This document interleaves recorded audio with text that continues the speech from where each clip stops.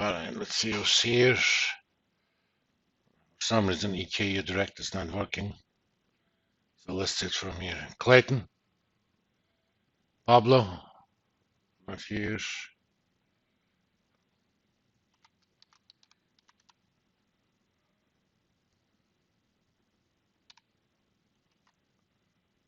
Val is excused. Michaela, Tom, Cole, Piper,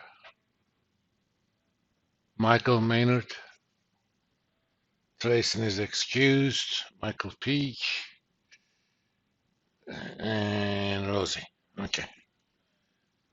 Looks like we lost one person, so our groups are not going to be an even number. So let's do this. I was going to do three groups of four. Let's do three groups again, but 4-4-3. Who wants to be a four among people who are here? How about this? I'm gonna make the people who are not here a four. So Pablo, Valerie, Trayson is one group. Is there anybody who wants to be a group? Okay. Let's see. Let's do Michaela, Tom, Cole, and Piper, one group.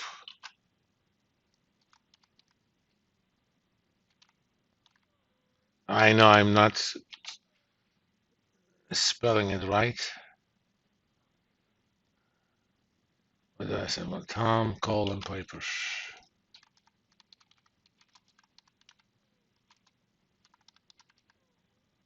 And the rest is another group. Rosie. Let's see. Peak. Maynard.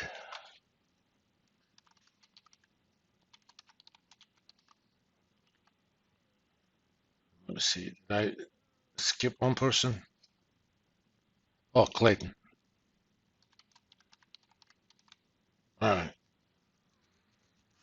Those are your groups. You guys, can get together at some point and start talking about what sort of business ideas you come up with. I'll give you guys until basically Monday to think about stuff. I mean, what you come up with is not final, but at least, we'll start talking about it on Monday. It is not a very long semester. Even though I'm not going to use the book much, I set up the access for ebook. There's a link on the top of the thing at the end on Blackboard, and you can simply go ahead and read it. It's there just for reference purposes. Today, I want to talk about some basics of capital budgeting. This is kind of a review of project cash flows. I may also end up going into some of the lectures on Wednesday. The idea is, where do the cash flows come in things like NPV calculations?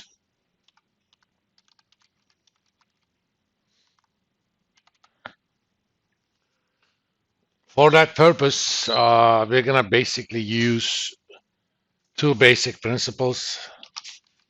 One is called a standalone principle. I mean, if you're doing this for a new enterprise, you by definition, you're standing alone anyway. But if you're building a new project for an existing company, you're going to act as if that project is a company of its own.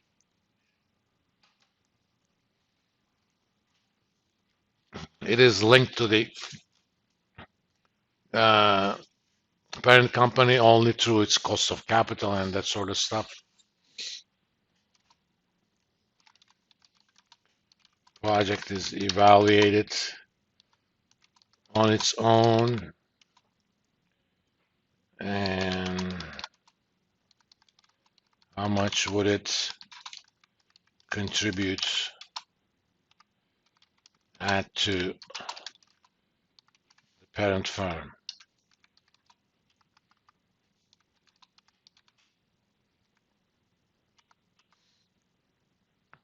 That principle, among other things, allows us to ignore financing costs, for example, because project doesn't know anything about how it is financed. You know, if you're a new enterprise, obviously that is important. But again, that's kind of a separate decision. You There are,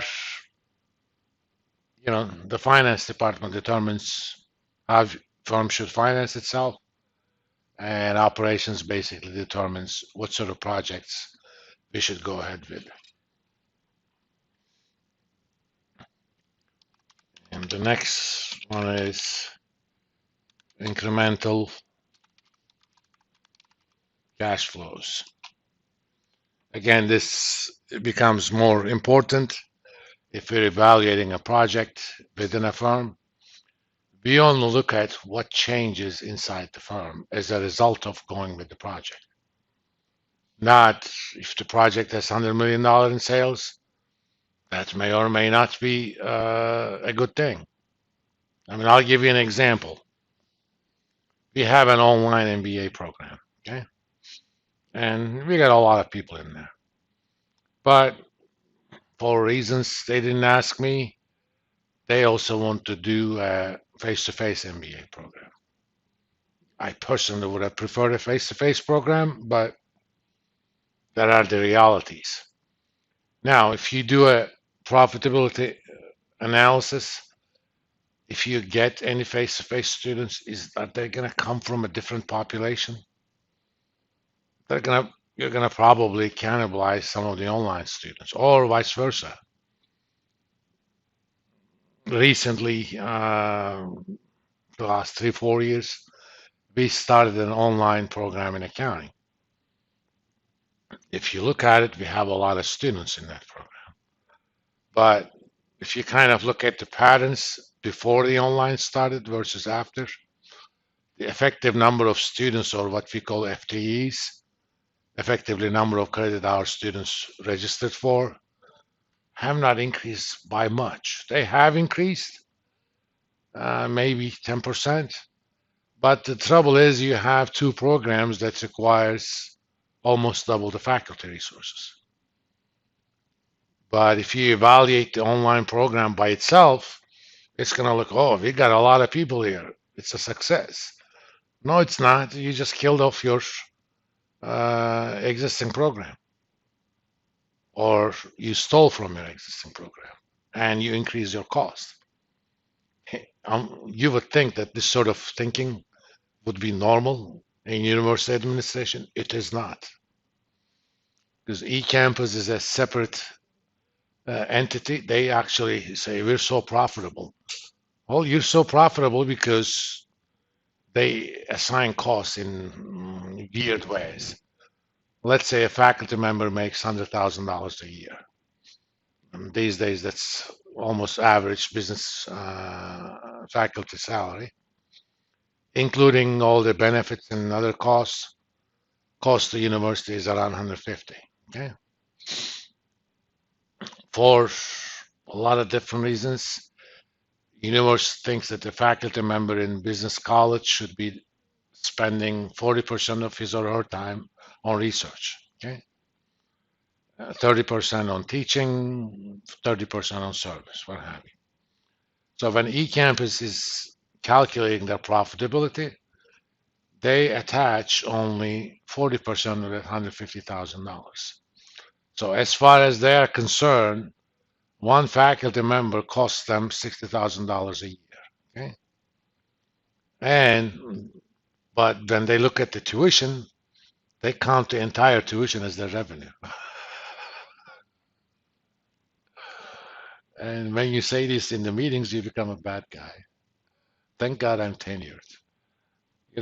By making those points and all over the place as an untenured faculty, they would have found a way not to tenure me, even though I was, qualified by a mile. They tried. They came this close. This was years ago. I got tenured in 2011. But, these people have business degrees, by the way. I'm not talking about a faculty in English department who doesn't get it. These people have business degrees. But to them, it's weird kind of accounting. So we're finance people. We don't do accounting. We look at the real things, okay? Accounting is nice. We get the numbers from them. We actually make them mean something. That's what I always joke with my accounting colleagues.